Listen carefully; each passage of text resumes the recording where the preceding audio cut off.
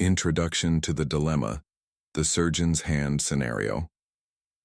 The video uses a thought experiment involving a surgeon's involuntary tremor, causing a fatal error to introduce the core conflict.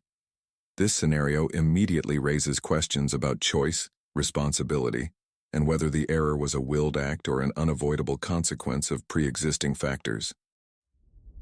You're watching an exclusive presentation from DAV3D Productions. The surgeon's hand. Are you truly free? Or are you simply a sophisticated machine, executing a program written by your genes and your environment? This question is not an abstract puzzle. It is a cold, hard reality that confronts us in our most critical moments. Consider the surgeon's hand. It trembles. In the sterile silence of the operating room, this involuntary tremor, a cascade of neural misfires, leads to a fatal error. The patient dies. Was this tragedy a choice? Did the surgeon will the tremor? Or was it the inevitable outcome of a predetermined chain of events, sleep deprivation, genetic predisposition, the immense pressure of the moment? This moment of crisis frames our central dilemma. Are we the architects of our actions? Or are we merely the stage upon which biological and social forces play out their script? The answer you choose will define your understanding of guilt, responsibility, and the very essence of the self. The case for the machine. Determinism's cold logic. The argument for the machine is ancient, comprehensive, and brutally logical. It begins with the cosmos itself.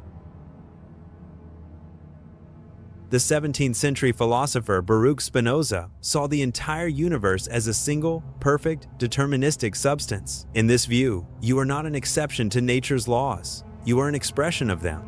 Your thoughts, your desires, your decisions, they are all as predetermined as the orbit of a planet. There is no free will, only a profound ignorance of the causes that determine us. We feel free because we are aware of our desires, but we are blind to the chains of causation that produce them. This idea was sharpened into a scientific hypothesis by Pierre-Simon Laplace in the 19th century. He imagined a vast intellect, now called Laplace's demon, that could know the position and momentum of every atom in the universe. For such a demon, the future would be as clear as the past. Your entire life, from your greatest achievement to your most trivial thought, would be laid out in a fixed, unchangeable sequence. Your feeling of making a choice is an illusion, a shadow on the wall of a cave, while the real mechanics of cause and effect operate in a light you cannot see. Modern biology provides the machine with its most intimate mechanisms. Genetic predisposition. Your DNA is not a suggestion, it is a blueprint. It codes for your physical form, your susceptibility to disease, and increasingly, we understand, it influences your temperament, your predispositions toward risk or caution, even your political leanings. The surgeon's tremor? It could be traced to a hereditary neurological condition, a flaw in the hardware that was always destined to manifest under the right conditions. This is the terrifying comfort of determinism. If every event is caused by a prior event, then true responsibility evaporates. The surgeon is no more morally culpable for the tremor than a calculator is for producing a wrong answer due to a manufacturing defect. Your successes are not entirely your own. Your failures are not entirely your fault. You are a passenger in the vehicle of your own body, watching the scenery of your life go by on a track laid down by forces beyond your control. The universe is a clockwork mechanism, and we are merely its cogs, spinning out a story that was written at the dawn of time. The American reframing. Social determinism and the illusion of equality. But the battlefield of the self is not confined to the operating room or the philosopher's study. It is fought on the streets, in the courtrooms, and within the very structures of our society.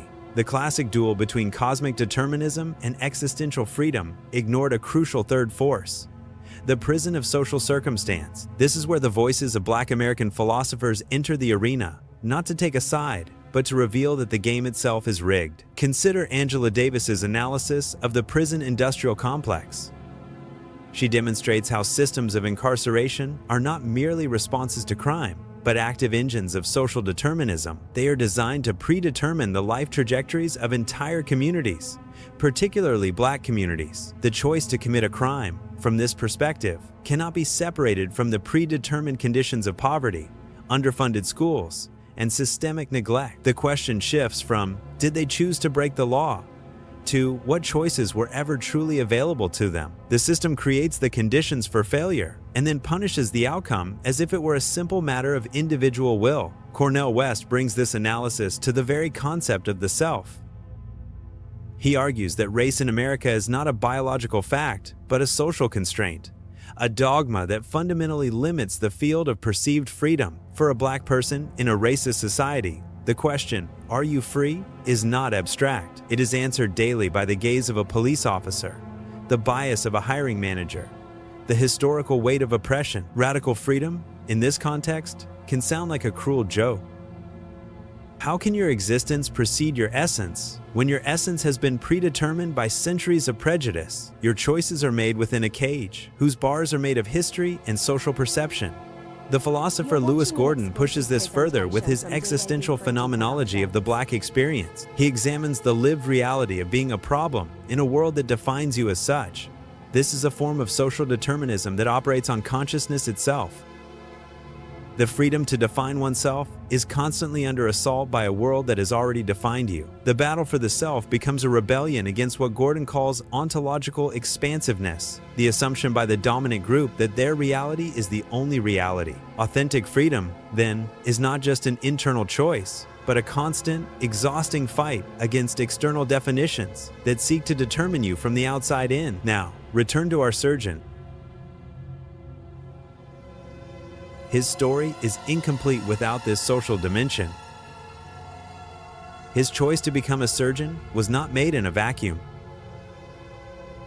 It was made possible by a predetermined landscape of privilege, access to quality education, family wealth, a social network that opened doors, a system that did not automatically see him as a threat or an intellectual inferior. The self that made the choice was itself shaped by a million social determinants. The tremor may have been biological, the choice to operate existential, but the very possibility of being in that operating room was, to a significant degree, socially predetermined. The paradox deepens, becoming more profound and more painful. We are left with a layered reality.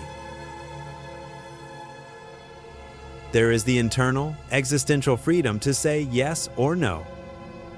But this freedom exists within a predetermined social and biological landscape that severely limits the options on the menu. You are both the surgeon and the hand. You are the chooser, and you are the chosen. The battle is not between two opposing armies on an open field, but a desperate struggle for agency from within a fortress that was built around you before you were born. The algorithmic mirror, AI, and the future of will. This ancient philosophical duel now finds a perfect, chilling mirror in our own creations. Artificial intelligence presents us with a system of pure, unadulterated determinism. An AI makes decisions based on its programming and its training data. It has no consciousness, no anguish, no sense of responsibility.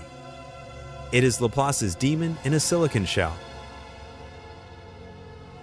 Now, imagine our surgeon replaced by a surgical AI. The operation proceeds with machinic precision. But a flaw in the algorithm, a bias in its training data, leads to a fatal error. The patient dies. Who is responsible now? The programmer? The hospital that purchased the system? The AI itself? The question of free will collapses into a problem of liability.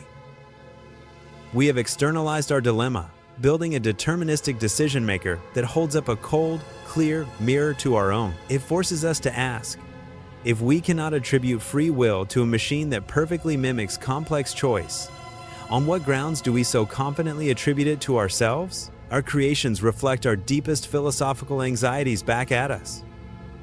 The more we rely on AI, the more urgent the question becomes. Are we building servants? Or are we building a portrait of our own predetermined nature? The battle for the self is now being fought in the data centers and algorithms that increasingly shape our world. The unresolved duel Your move.